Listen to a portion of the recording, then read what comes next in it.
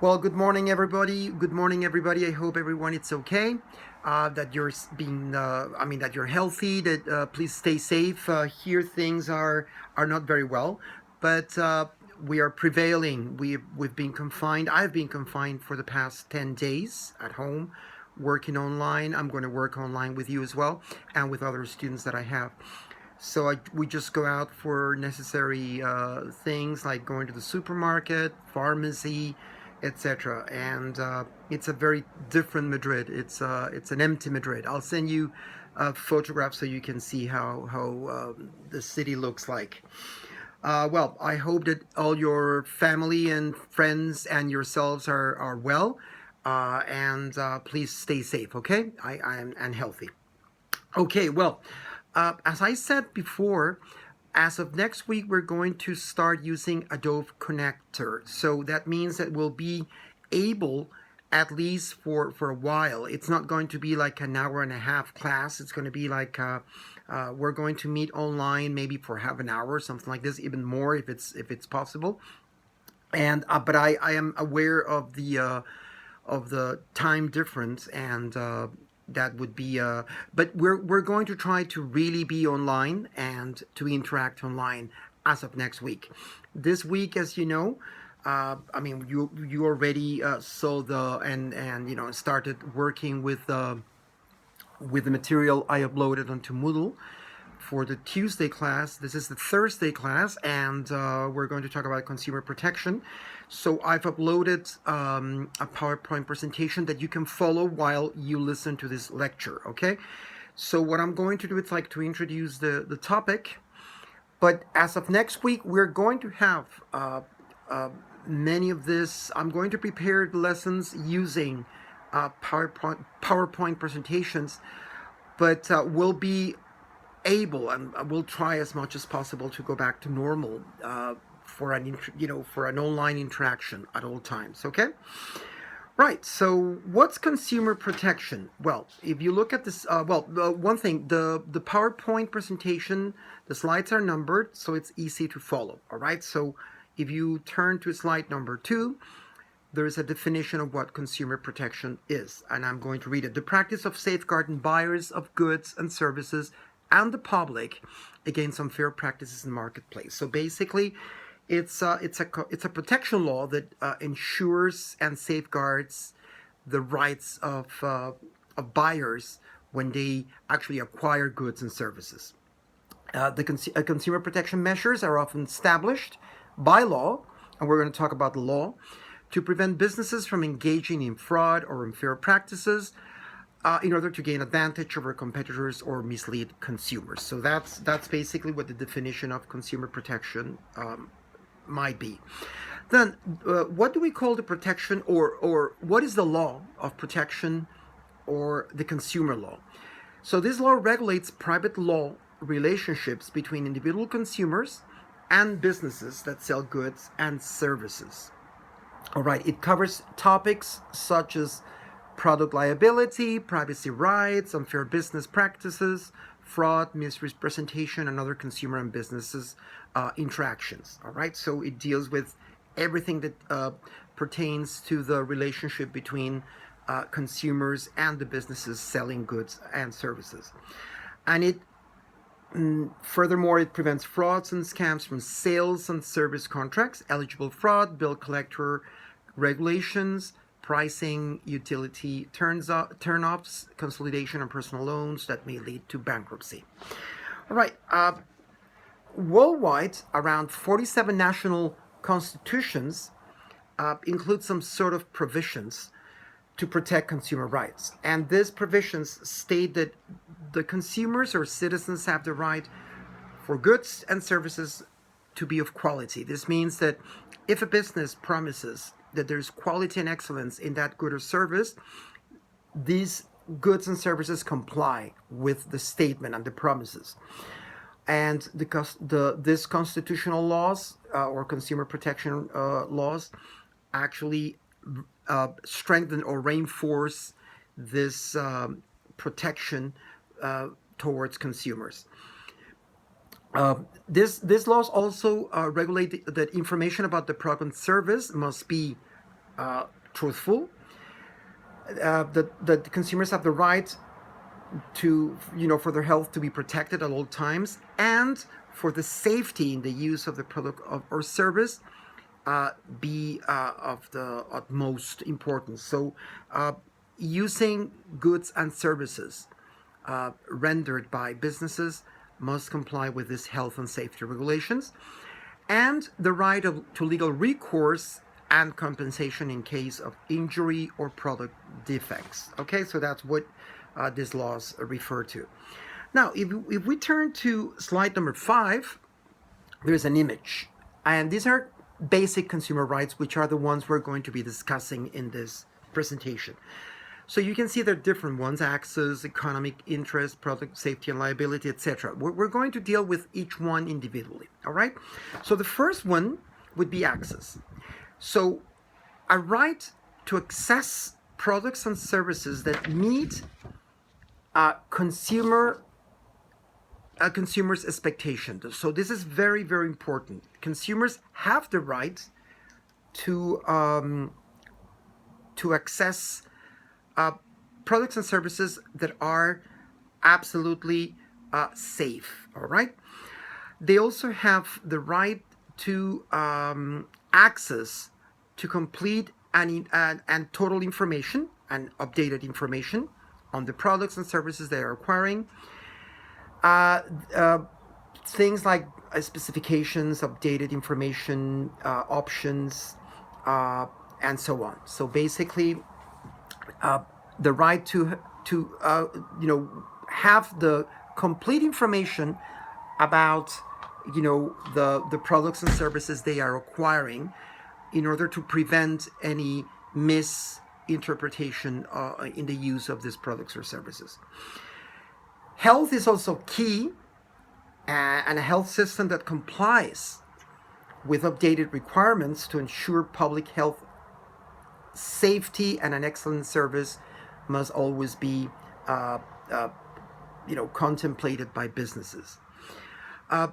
It's important, and I will repeat this many times during this presentation, that the products and services respond to the promises that businesses are stating when publicizing and selling these products and services. Okay, so that's in regard to access. The second point would be economic interests. So consumers have the right for their investments to be safe and to obtain the benefits they expect. So when acquiring a product or service, they're investing money. This investment must be in something that is going to give them, the benefits and the service that they are expecting. They also have the right to salaries. This is important, and this is not only for consumers but for employees, to salaries that are fair and may comply with the reality of the present society, salaries that are seen as a value to the work employees are performing in businesses. And then benefits in both businesses and banking must also be protected to ensure the necessary social protection and growth. So these points are important in order for not only the consumers to be safe and to be sure of what they're acquiring, but also for the employees of the businesses to be performing well, producing, manufacturing goods and services that are up to the expectations of the public, by obtaining salaries and benefits that are up to the standards. Okay, so let's continue to product safety and liability. So product safety and liability, we must insist here that products must render an excellent service and must comply with the specified regulations and expectations that consumers are expecting of them. No? Businesses are responsible to ensure that their products and services meet the requirements. This will ensure and strengthen brand images and reputation, resulting in a greater benefit for the company and its shareholders, stakeholders as a whole. All right, so it's very important that the product safety liability are a key element, a key component in this interaction between consumers and businesses in order for the image and reputation of companies to be excellent that and will result, as I said before, in benefit for the for everyone involved in that interaction. Continuing on slide 9 with privacy and data security, consumers have the right for privacy when acquiring products and services because this safeguards the right to buy and use goods without public intervention and ensures that goods will always comply with legal regulations. So I have the right to a private acquisition without public intervention, but at the same time, while doing so, I am sure that the business is offering a good or a service that complies with all legal regulations. Also, the consumers have the right for the protection of their personal information. This is always something that should be key and a must for businesses. Any data breach may result in mistrust and legal action from consumers. So it's important that businesses keep these as a key element, ensuring personal information protection and avoiding any risk of data breach of that personal information. All right, so let's carry on and talking about information and transparency. We must insist again that information about goods must always comply with established regulations, and any statement used by businesses must meet with these requirements. So this means that there is a necessity to veracity in the information. So everything a business states about a product or service must be true. If something is false, I mean, if you see that the last point is avoiding fake news. So if we say something that it's not totally true, we might be liable to legal recourse from consumers. So this must be avoided. Transparency is key in order to ensure loyalty and trust. Very important. Excellence is this in the service rendered must be company policy at all times. And as said before, fake news or lack of veracity will eventually harm any business. Okay, so let's carry on with the next point, which is education and awareness. Consumers have the right to excellence in education, an educational system that operates independently and offers consumers freedom and an analytical view of the surrounding world. So we need analysis.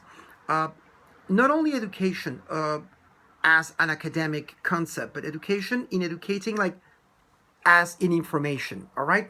So educating the consumer is important.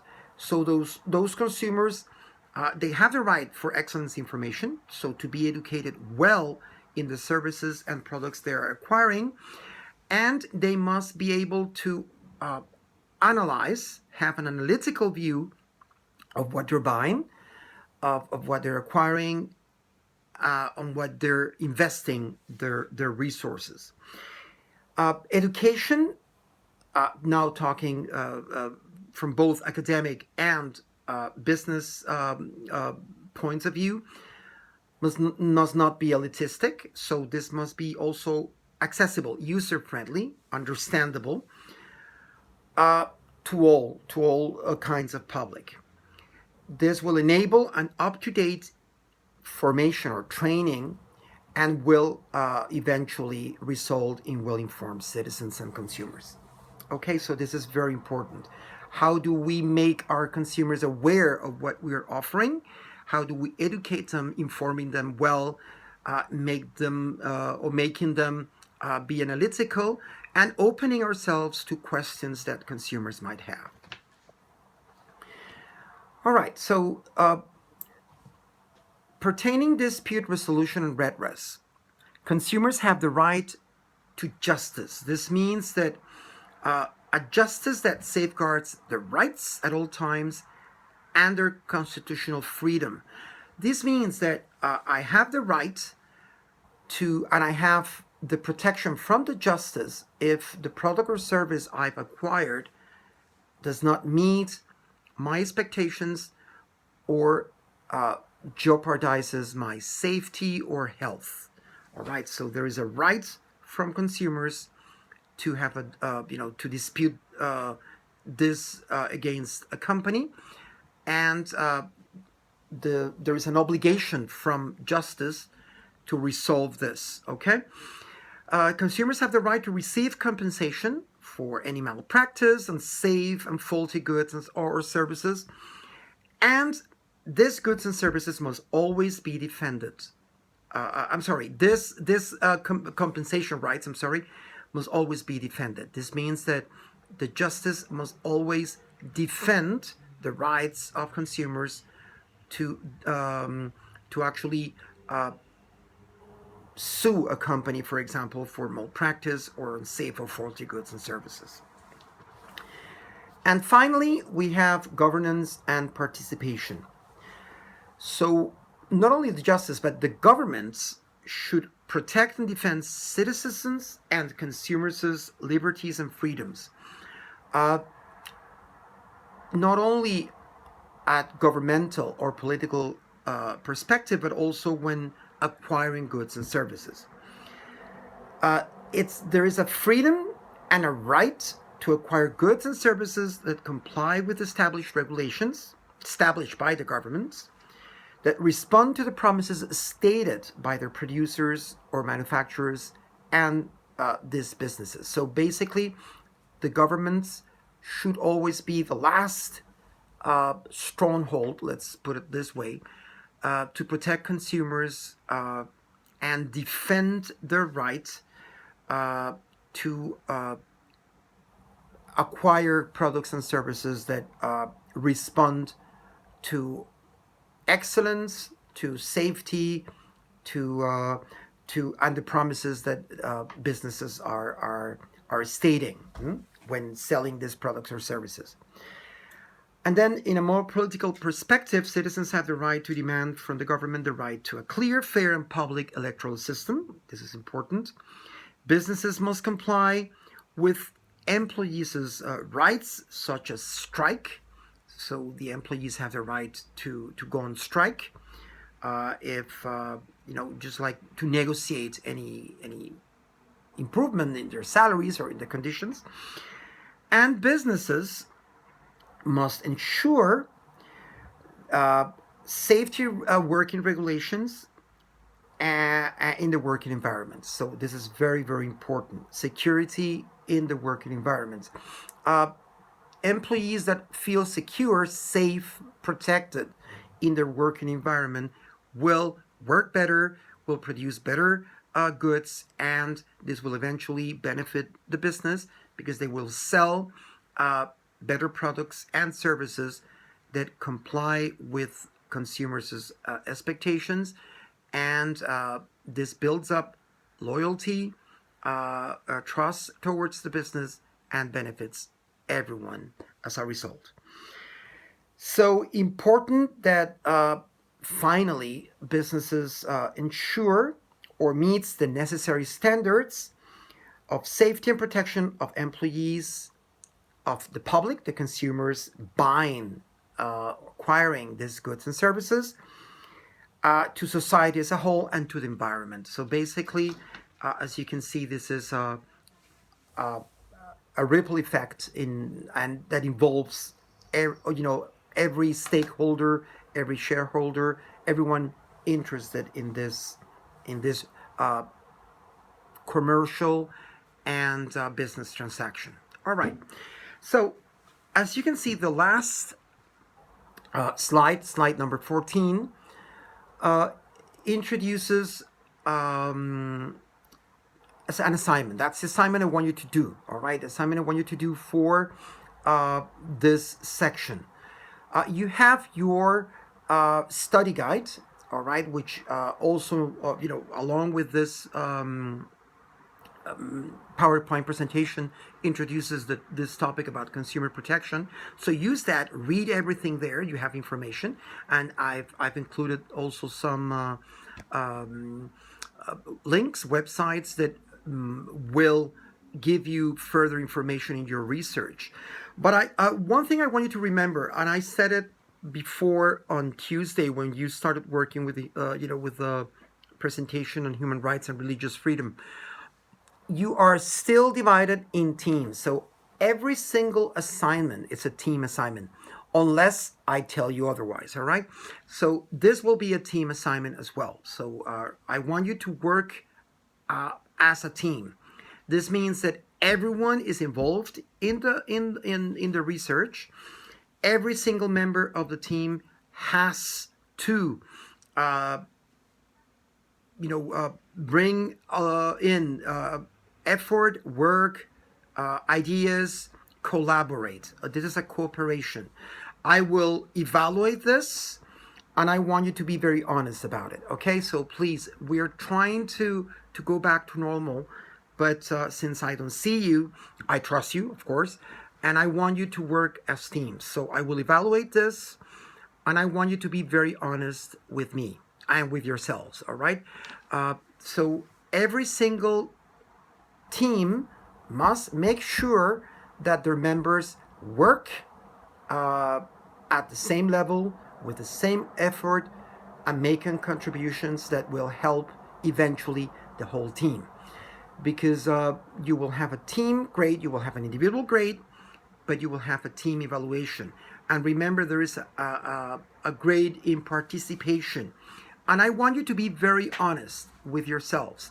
So I want you to choose a team leader that will make sure he or she evaluates the rest of the team members and makes sure that everyone is collaborating so that this is a fair research. Otherwise, it's not possible. All right. So please let me know who is your team leader. I want you to talk among yourselves and choose a team leader and let me know who this person is. So this person has the responsibility to make sure to me and to ensure me that every team member has collaborated in each assignment, and that this collaboration has make a good contribution to the final result of your research. Okay, so you see there are different questions there, and I want you to research these issues on consumer protection and write an account on each of them. How you do this, I don't care. What I want you to do, since it's very difficult right now to do like a team presentation, I would like, maybe it's an idea, a suggestion. Maybe you would like to prepare a slide for each one of those questions, for instance, and send me a separate sheet of paper with the writing accounts on each of these subjects that are on the slides. So maybe you want, like I'm doing right now, for example, you want to do a presentation. So 1, 2, 3, 4, 5, 6, 7 slides should be sufficient, introducing the different questions, and maybe with some, I don't know, like a sentence. Don't write too much. I want you to write an account, which is like one paragraph. It doesn't have to be long, on each of the issues that are there, that are suggested there, after doing some research. And maybe, I mean, each member of each team might be able to take 2 or 3 of the issues and then make a contribution, so the whole team doesn't have to do everything. All right, so you can delegate the job to different team members. So the team leader has to do this, please. All right, you are responsible of delegating who is going to do what. I want you to talk about this and negotiate. But I want a team leader to be the person responsible and the person sending me this final result. Okay, so when you make the presentation and when you gather all the information from different team members, the team leader is the person responsible to send me this information. All right, making sure that and I trust you on this, that every team member has made their sufficient contribution for a good result for the assignment. Okay, right. So I hope this is understood. If you have any problems or any doubts, please let me know. Please remember that I need you to inform me who is the team member. So any of you can contact me, of course. But regarding to this assignments, I want you to work alongside your team leader in order to make sure that your job is being done well, with the necessary collaboration, so that this really works and I can evaluate you fairly. All right? Okay, so thank you very, very much. We'll be meeting online, hopefully, next week through Adobe Connector. I should think that you have already been informed about this.